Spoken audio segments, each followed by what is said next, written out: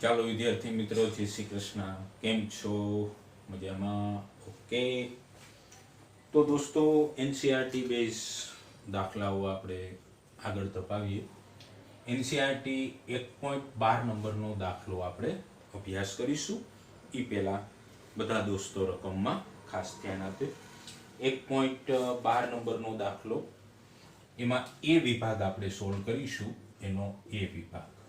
Okay. રકમ આવી છે કોપર યાની કે ધાતુ, તાંબુ. કોપરના અલગ કરેલા બે ગોળાઓ એ અને બી ના કેન્દ્રો વચ્ચેનું અંતર. કોપરનો એ ગોળો, કોપરનો બી ગોળો, આ એનું કેન્દ્ર, આ બી ગોળાનું કેન્દ્ર, બેના કેન્દ્રો વચ્ચેનું અંતર 50 સેન્ટીમીટર તમને આપેલું છે. હવે દરેક ગોળા પરનો વિદ્યુતભાર, એ ગોળા ઉપર વિદ્યુતભાર Q એ 6.5 × 10⁻⁷ કુલમ. બી ગોળો, એના ઉપર પણ સેમ ચાર્જ છે, 6.5 × 10⁻⁷ કુલમ. બંને ધન છે, આ ભી ધન, આ ભી ધન. ઠીક છે? ઓકે. તો તેમની વચ્ચે પરસ્પર લાગતું, આ બે ગોળાઓ વિદ્યુતભારિત છે, તો તેમની વચ્ચે પરસ્પર એ ગોળો બી ઉપર બળ લગાડે, બી ગોળો એ ઉપર બળ લગાડે. એ તો ન્યૂટનના ત્રીજા નિયમ અનુસાર બંનેના મેગ્નિટ્યુડ, બંનેના મૂલ્ય સરખા જ આવવાના છે. દિશા ઓપોઝિટ હોઈ શકે. તો બંને ગોળાઓ વચ્ચે પરસ્પર લાગતું અપાકર્ષી બળ શોધવાનું છે, એટલે કે ઇલેક્ટ્રિકલ ફોર્સ શોધવાનું છે. એ અને બી વચ્ચેના અંતરની સરખામણીમાં તેમની ત્રિજ્યાઓ અવગણી શકાય તેટલી નાની છે. મતલબ આ એ ગોળાની ત્રિજ્યા મેં સ્મોલ આર કીધી, આ સ્મોલ આર, અને બેના કેન્દ્રો વચ્ચેનું અંતર 50 સેન્ટીમીટર છે. રકમે એક કન્ડિશન આપી કે આ ગોળાઓ, નહીતર કુલમના નિયમમાં આ બંને બિંદુવત વિદ્યુતભાર હોવા જોઈએ, બિંદુવત વિદ્યુતભાર હોવા જોઈએ. અહીં તમને ગોળા તરીકે ચર્ચા કરી, પણ કન્ડિશન એ છે કે એ અને બી વચ્ચેના અંતરની સરખામણીમાં, એટલે એ અને બી વચ્ચેનું જે કેપિટલ આર અંતર છે, એ તેમની ત્રિજ્યાની સરખામણીમાં અવગણી શકાય તેટલું છે. मतलब કે આ બડે મિયા, આની ત્રિજ્યા છોટે મિયા है, એટલે કે કન્ડિશન લખી કેપિટલ આર મોટો છે આપેલ ગોળાની ત્રિજ્યા કરતા. આથી આપેલ ગોળાઓને તમે બિંદુવત વિદ્યુતભાર તરીકે લઈ શકશો. બાકી ડેટા કમ્પ્લીટ છે. ક્યુ એ તમને આપેલો, ક્યુ બી આપેલો, બે ગોળા વચ્ચેનું ડિસ્ટન્સ 50 સેન્ટીમીટર છે. ઓકે. સેન્ટીમીટર ને મીટરમાં કન્વર્ઝન કર્યું. મારે વિદ્યુતીય બળ શોધવાનું છે. કુલમના નિયમ પરથી એની છણાવટ કરીએ. તો કુલમના નિયમ પરથી બધાને સૂત્ર ખબર છે. F ઇલેક્ટ્રિકલ ફોર્સ બરાબર કે QA × QB બાય બે વચ્ચેનું અંતર મેં કેપિટલ આર કીધું, કે 9 × 10⁹.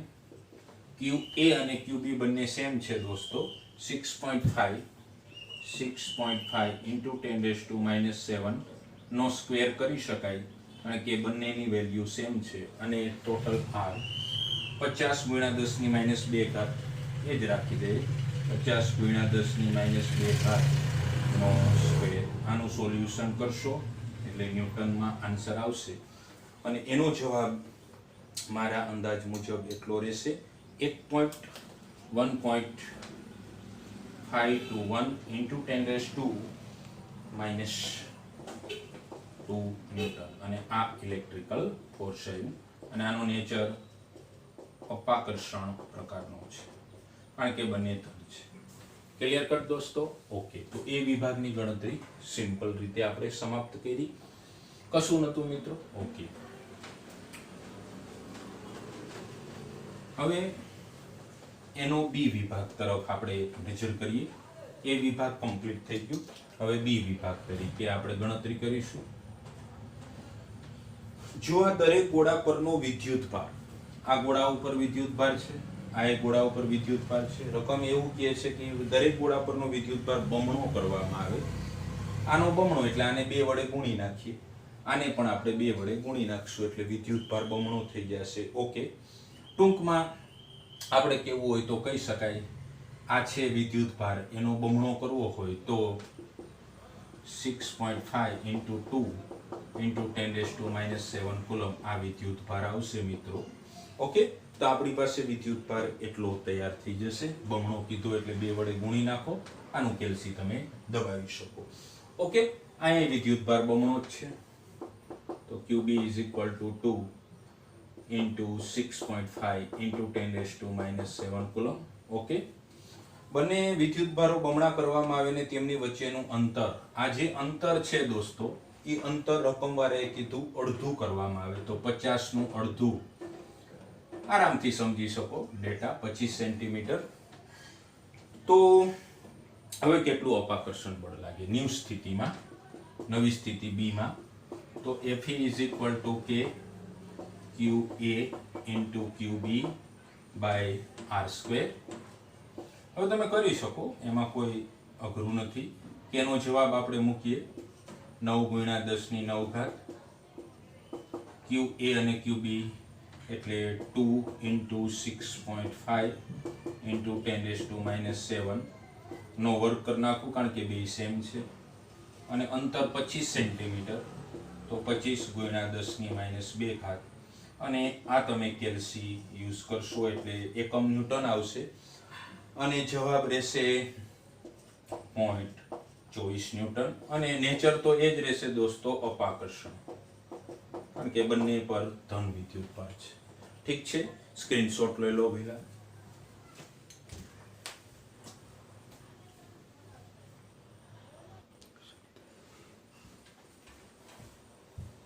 હવે મિત્રો આપણે એક થિયરીનો પોર્શન, જે થિયરિકલ બોર્ડ લેવલે થિયરિકલ પૂછાતી નથી, વધારે એની MCQ અને દાખલાઓ આવશે, એટલે જે હું પોઈન્ટ બનાવું એ પોઈન્ટને વ્યવસ્થિત સમજી લો. સંપર્ક પદ્ધતિ. ઓકે, હવે એમાં શું હોય મિત્રો, હવે તમે ધ્યાનપૂર્વક જુઓ. મારી પાસે અહીં બે ગોળાઓ છે, એક A ગોળો અને B ગોળો. A ગોળો તમે જોશો તો ધન વિદ્યુત ભારિત થયેલો છે, અને તેના ઉપર પ્લસ Q વિદ્યુત ભાર છે. ઓકે, A ગોળા ઉપર અત્યારે ધન વિદ્યુત ભારિત પ્લસ Q જેટલો વિદ્યુત ભાર છે, એટલે કે 5 કુલમ હોઈ શકે, 10 કુલમ હોઈ શકે. જ્યારે તમે જોશો તો B ગોળો વિદ્યુત ભારની દ્રષ્ટિએ તટસ્થ છે, એટલે કે અત્યારે એની પાસે કોઈ વિદ્યુત ભાર નથી.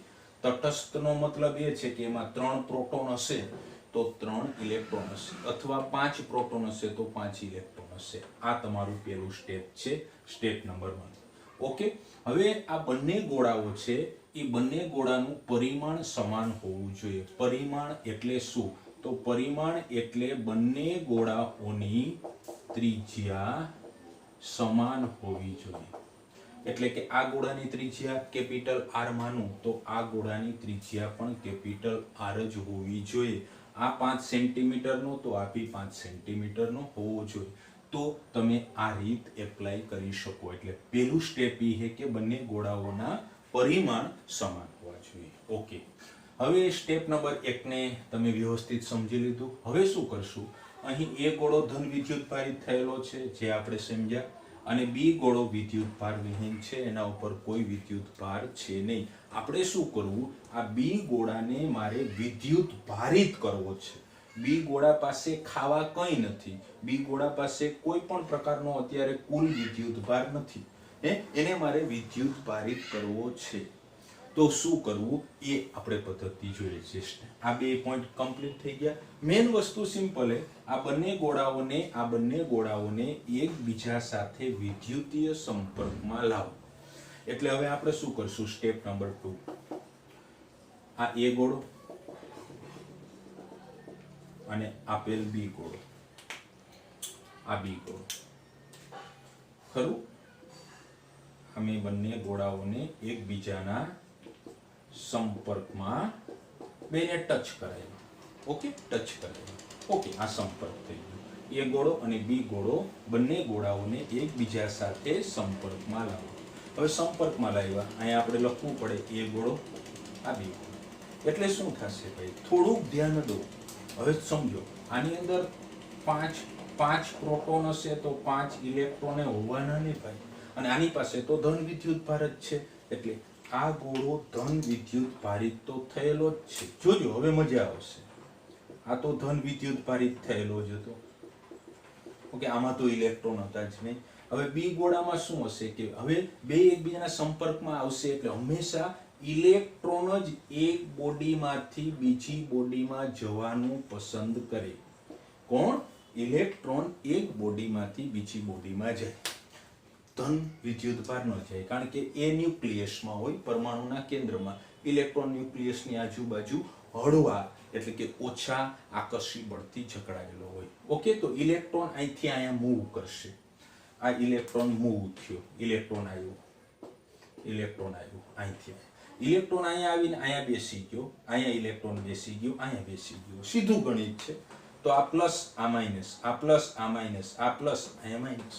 તો તમે જુઓ, હવે તમે સમજો, તો આ વિદ્યુત ભારિત ઓછો ધન વિદ્યુત ભારિત થશે. આની પાસે પેલા 5 કુલમ હતું ને, તો એ હવે શું થઈ જાય? 4 કુલમ.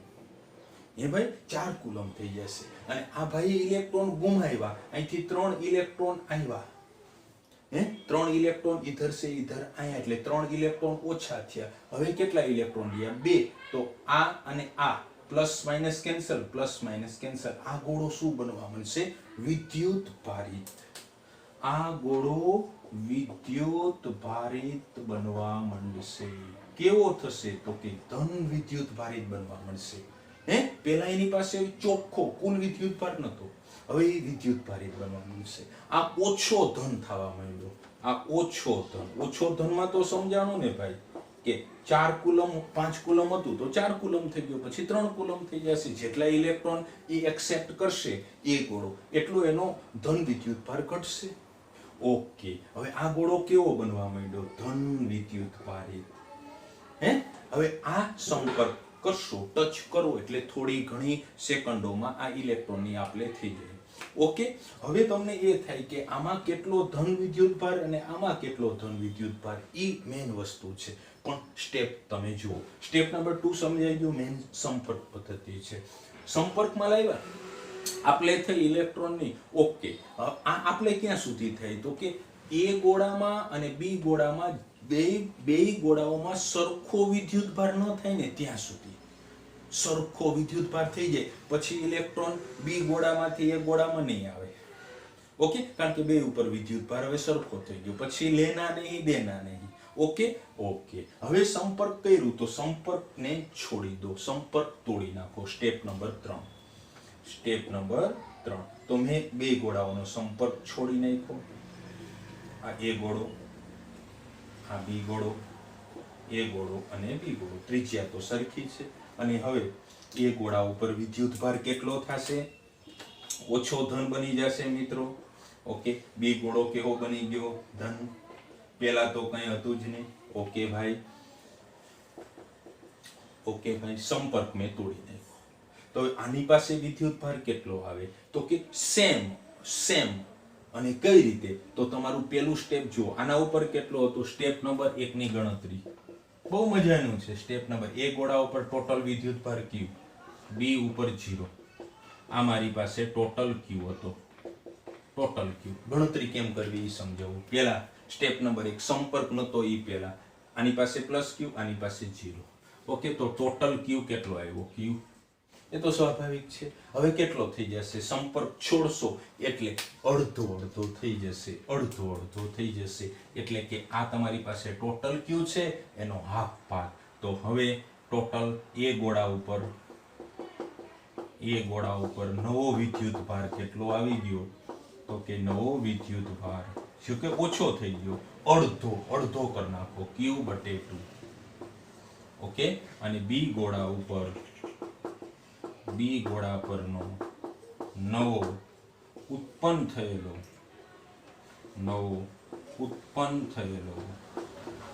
કારણ કે એની પાસે તો ભાઈ હતો જ નહીં. સમજાય? ઓકે, તો એ કેટલો આવશે? અડધો Q/2. બેયનો સરવાળો કરો. આના ઉપર Q/2, આના ઉપર ટોટલ તો Q જ થવો જોઈએ વિદ્યુત ભાર સંરક્ષણના નિયમ મુજબ. આના ઉપર Q/2, ઇધર બી Q/2. સંપર્ક ઘટાડી લીધો એટલે બી ગોળો કેવો બની ગયો? ધન વિદ્યુત ભારિત હતો નહીં. એટલે આ વિદ્યુત ભારિત કરવાની સંપર્ક પદ્ધતિ છે. સ્ટેપ 1, આપેલ ગોળાઓને વિચારો. સ્ટેપ નંબર 2 માં સંપર્ક કરો. સ્ટેપ નંબર 3 માં છોડો, મતલબ કે સંપર્ક છોડી દો અને અડધો કરો. આના તમે ઘણા બધા ઓપ્શન વિચારી શકો, ઘણા બધા દાખલા બનાવી શકો. જેમ કે જેમ કે હજી એક હું પદ્ધતિ સમજાવું, એ ગોળો, બી ગોળો, રેડી. આની પાસે છે અત્યારે વિદ્યુત ભાર Q/2, પહેલેથી Q/2, અને આ ભાઈ તો વિદ્યુત ભાર વિહીન થઈ ગયો. ઓકે, હવે સમજી લો. હવે તમે ઓળખી શકો કે એ ગોળો ધન વિદ્યુત ભારિત થયેલો છે, બી ગોળા ઉપર કોઈ વિદ્યુત ભાર છે નહીં. હવે સંપર્ક કરાવશું તો એ ગોળો, આ બી ગોળો. સંપર્ક કરાવવો એટલે ટચે કરાવાય, અથવા તો એની વચ્ચે તમે વાહક તાર ભી જોડી શકો. વાહક તાર ભી બંને સાથે જોડી શકો, કારણ કે તાર જોડશો તો ભી ઇલેક્ટ્રોન તો એ વાહક તારમાંથી આપલે થઈ શકે. ઓકે, અથવા તો ટચ કરાવી શકો. ખરું? ઓકે. હવે આ તટસ્થ, હવે તમે રીત તો સમજી ગયા કે ઇલેક્ટ્રોન આ બોડી બી ગોળામાંથી એ ગોળામાં આવશે. ક્યાં સુધી? જ્યાં સુધી અડધું નહીં થાય ત્યાં સુધી. ઓકે, એટલે આ ભાઈ ઓછા ધન બનશે. માન કે 3 કુલમ હશે તો 2 કુલમ થઈ જશે, અને આને મજા આવશે, આ વિદ્યુત ભારિત થવા માંડશે. કેવું? તો કે ધન વિદ્યુત ભારિત થવા માંડશે. હાલો રેડી ભાઈ. અને સંપર્ક છોડી દો, વાહક તાર કટ કરી નાખો. આ એ ગોળો અને આ બી ગોળો. તો આની પાસે હવે કેટલો વિદ્યુત ભાર અને આની પાસે કેટલો વિદ્યુત ભાર એ આપણે જાણવું છે. ગણતરી તો તમે જાણો છો. સ્ટેપ નંબર 1, આ સ્ટેપ નંબર 2 સંપર્ક કરાવો, અને સ્ટેપ નંબર 3 સંપર્ક તોડો. પેલી ગણતરી, પેલું સ્ટેપ તમારું મેન, કુલ વિદ્યુત ભાર કેટલો? તો કે એ ગોળા ઉપર Q/2, ભાઈ પાસે તો 0 છે. આની પાસે હોય ભી ખરા, એ ભી આપણે લેશું. ઓકે ભાઈ, તો ટોટલ વિદ્યુત ભાર કેટલો થઈ ગયો? આ main step Q/2. Ready? Total વિદ્યુત ભાર. હવે જે તમે સંપર્ક છોડશો એટલે અડધો થઈ જશે. આ ભાઈનો અડધો કરશો એટલે એ ગોળા ઉપર આનો અડધો કરો. 1/2 નું અડધું કેટલું થાય? 1/4. 1/4 હોય તો એનું અડધું કેટલું થાય? 1/8. 1/8 નું અડધું કેટલું થાય? 1/16. Clear cut? યસ. તો એ ગોળા ઉપર વિદ્યુત ભાર થઈ ગયો દોસ્તો Q/4. ઘટી ગયો ને, અને આના ઉપર આવી ગયો Q/4. ક્લિયર ભાઈ? યસ. હવે તમે અહીંયા એવી પ્રેક્ટિસ કરવી હોય તો હું અહીં Q/3 લો, પછી Q/6 લો, અહીંયા 2Q લો, અહીંયા 4Q લો, અહીંયા 5Q લો, ગમે તે તમે ઉદાહરણ લઈ શકો. આની પાસે નેટ 0 છે. સ્ટેપ નંબર 1 માં ગણતરી કરો, એનું અડધું કરો. Clear cut? સ્ક્રીનશોટ લઈ લો.